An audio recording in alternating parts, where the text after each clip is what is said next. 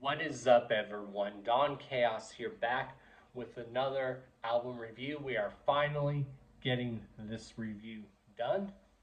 So that's right, you've all been waiting for it. So here we go. We are finally going to get into my review, my thoughts on the Six Jokers card of Deck 2.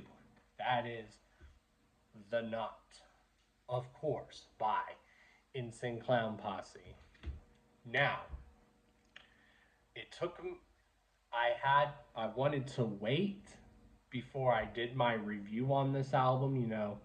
I like to take my time before I do reviews usually because I don't want to just put out a review because a lot of people that try to do reviews will do that. They'll try to just be, well, I'm going to be the first one to put out a review. Well, I'm not like that. I don't like to be like that. I've never had that mindset where I have to be the first to put out a review. I just put out a review whenever I want. And people forget that the whole point of a review is it's your own personal opinion. So let's go ahead and review this. Of course, the second deck started in 2009, so it took 16 years to complete this deck, basically.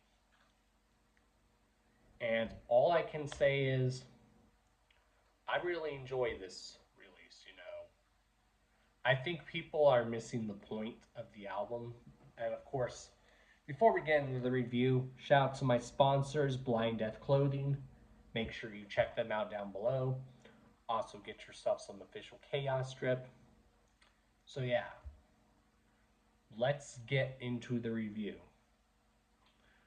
Well, when I seen the first teasers for this, I literally got goosebumps, like goosebumps. That's why we had the trailer playing here at the beginning for the review. So I love what I hear. ICP had a challenge to do with this album.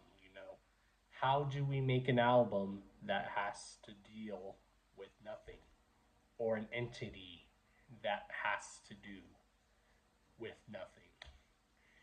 People are like, well, this album didn't have a theme. It's literally nothing. That's the theme. It's about nothing, y'all. It's literally about nothing. This album is about, for those who don't believe in an afterlife, like for those that don't believe in a Shangri-La or a Hell's Pit, and people just think we just go, that's what this album is about. That's what this album's about. They had a challenge. They worked with a lot of producers on here. They kind of did like what they did with the Wraith Shangri-La, where they worked with a bunch of different producers. They had Mikey Clark do some tracks on here. They had Devereaux do tracks on here. They had Kuma do tracks on here. They had Shaggy the Airhead do some tracks off of here. And I like that when ICP works with different producers. This is one of my reason why they're one of my other favorite groups, because of all the different producers that they've worked with throughout their career. And I think they've done a good job at that. And the skits, the flashback skits, really tie into,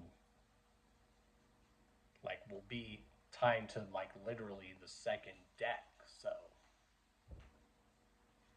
So first and foremost, all I gotta say is when you listen to this album, you have to, literally put yourself in a state of mind when you are listening to it. Literally a state of mind. And what I did when I listened to it is I just put myself in a pitch dark room where it was pitch dark, and then I put on the album, and then and I listened to it and I digested it, and I really enjoyed this album.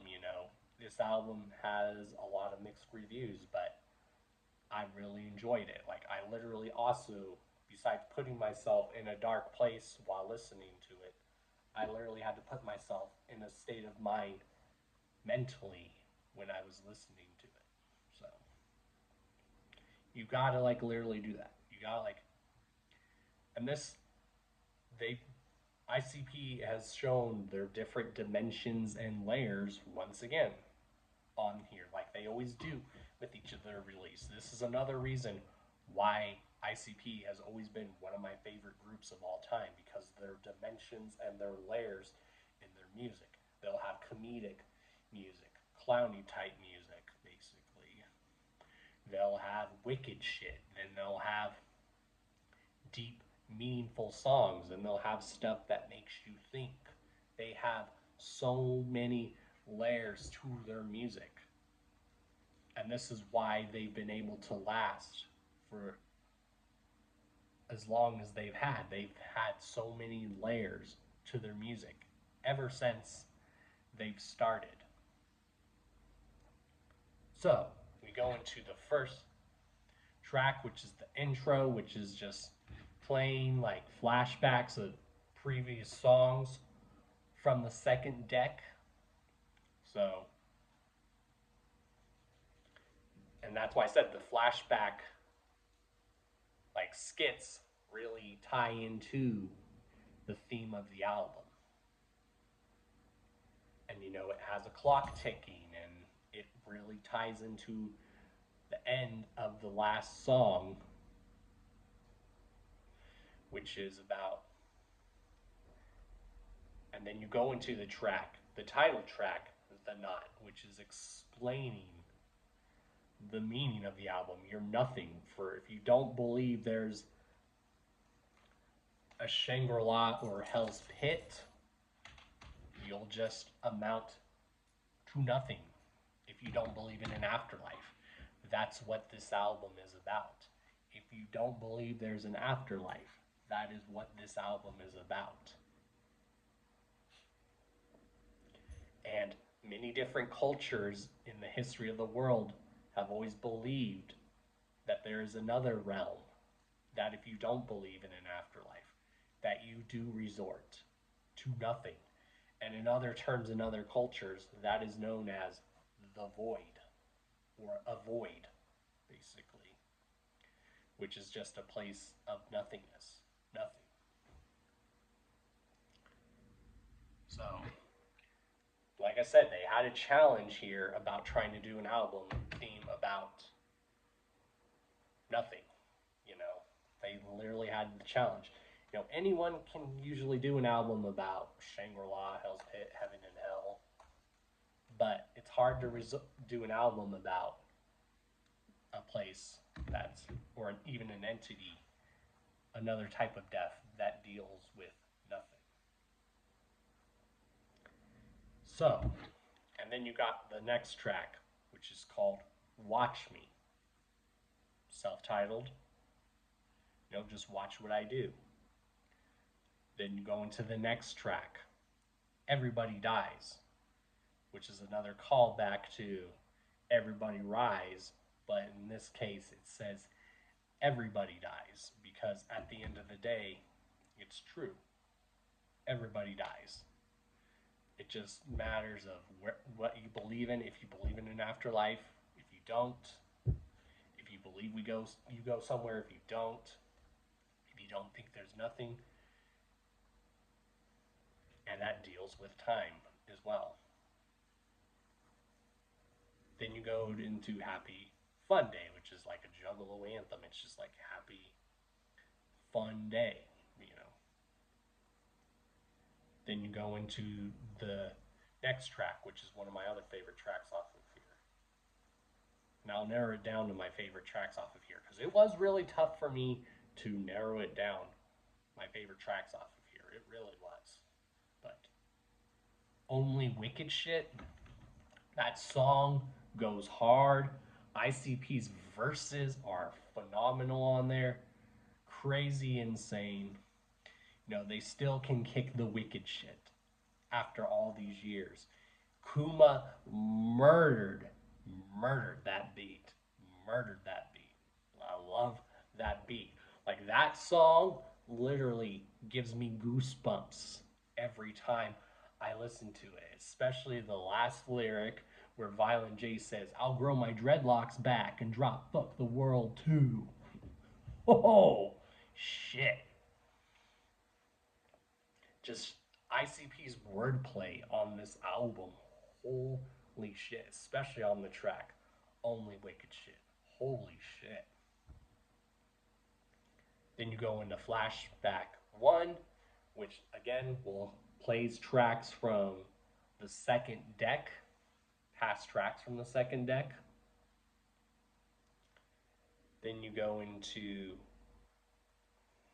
Dead Kelly, which is about a woman called Dead Kelly. Now, we don't know if this is a literally dead person or an entity or a spirit called Dead Kelly, or if that's tied into another track. We don't know. I'll have to go back and listen to that more. Then you go into the next track, Here We Go. Phenomenal. Then you go into the track Cinnamon Pigtails, which is about getting catfished, about a dude that gets catfished.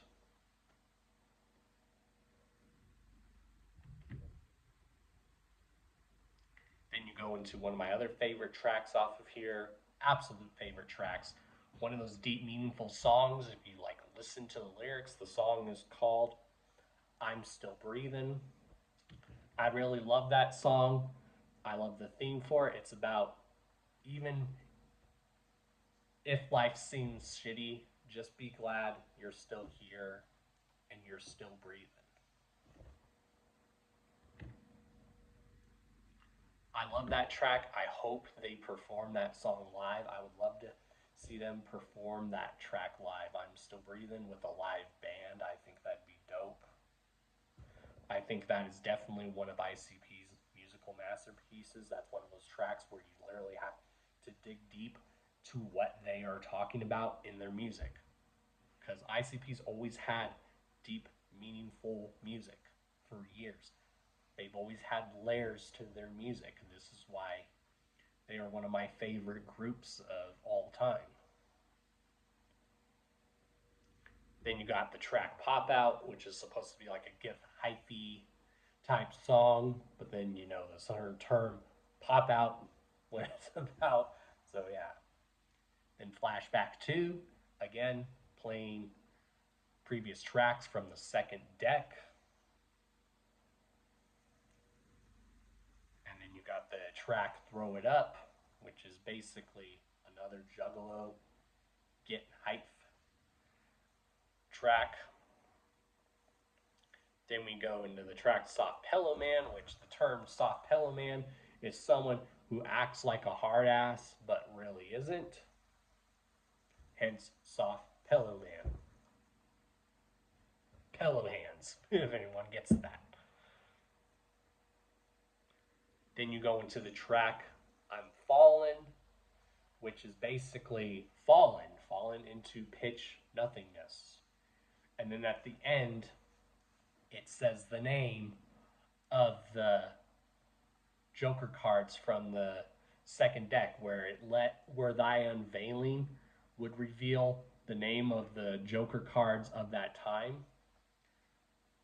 That it did that at the beginning of the song, but here at the end of I'm Fallen, it goes into where the name of each Joker's card from the second deck at the end of the song. And then we go into the second to last song. Now there is a hidden song off of here at the end of the last song, for those that don't know.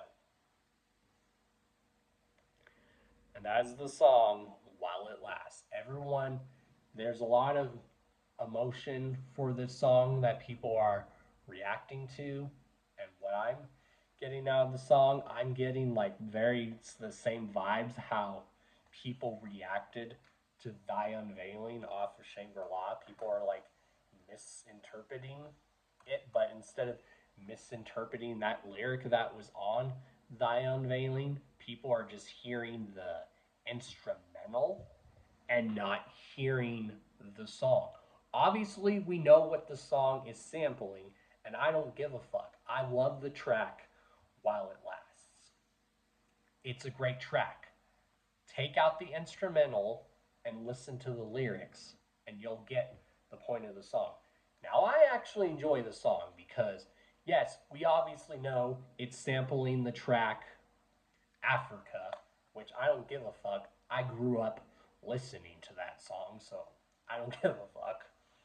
But I think if it's hard for people to listen to because of the instrumental, you need to listen to the lyrics, what they're talking about. They're saying, even if there's no afterlife, we're going to enjoy this life while it lasts.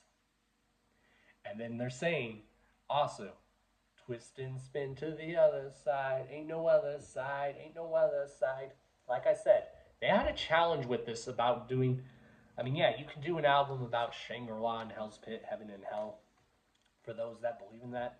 But how do you do an album for those that don't believe in something? So they had a challenge, and then you have the end track, real end track, which is called Funeral Song, I believe what it would be called. But I think that maybe is eventually, that track might eventually tie into the third deck. Might eventually tie into the third deck. So, I really enjoyed this. Like I said, you really have to like put yourself in a state of mind when you're like listening to this, like literally. I really enjoyed it. Like, all out of my favorite tracks off of here are the self-titled track, The Naught, Watch Me, Everybody Dies, Only Wicked Shit, you know, I'm Still Breathing. I really love that track. And then I really love the track While It Lasts. I don't give a fuck. I really enjoyed this. Now, I think they did a good job. You know, they had a tough task with trying to do an album that's literally about nothing. And people are like, well, the album's about nothing. That's the point. That's the theme of the album. It's for those who don't believe in a Shangri-La or Hell's Pit that we don't go anywhere, that we just go in a place. And that is called the Naught, or the nothingness, or this is an entity of death that just sends you somewhere. And I think ICP's always thrown that in all of their music for many years. Like, you notice in all their music since the beginning, they've always shown people who die that do go to either Shangri-La or Hell's Pit. But then they also do music, have done songs where people just die. And that is probably the Naught. So I really enjoyed this. This was definitely one of my favorite albums to come out this year. I had to literally put myself in a state of mind while listening to it, in a state of mind that I can hopefully that I can definitely pull myself out of. And then next, I do have planned to do a live stream about the second deck connection, where I'm going to be talking about the second deck and the connection between the second deck, whether ICP did that intentionally or unintentionally. It was very clever, and what I believe the theme of the second deck is. So if you guys want in on that, that's going to be a live stream. It's going to be exclusively on Carnival Spirits. Let me know. It's going to be about the second deck connection and what I believe the theme of the second deck is, because people think that there is no theme of the second deck. There actually is, y'all. There actually is. And that's why I recommend you guys go listen to the second deck, re-listen to it, or listen to my playlist about the second deck connection down below. And yeah, like and subscribe. Make sure you guys thumbs this up. Keep the links down in the description. Definitely check out my second deck connection video because that's the next live stream I'm going to try working on. So if you guys want to join me on that, let me know. So listen to the playlist and do your homework. And yeah, you guys already know who I am. Like and subscribe. I am Mr. D to the O to the N to the C to the H to the A to the O to the S. Your friendly neighborhood Juggalo, the Karma Millionaire. If you don't know, now you know. And if you still don't know, well, then it sucks to be you. Later, y'all. The Knot. Definitely a 10 out of 10. Definitely a 10 out of 10. And yeah, later, y'all. Whoop, whoop.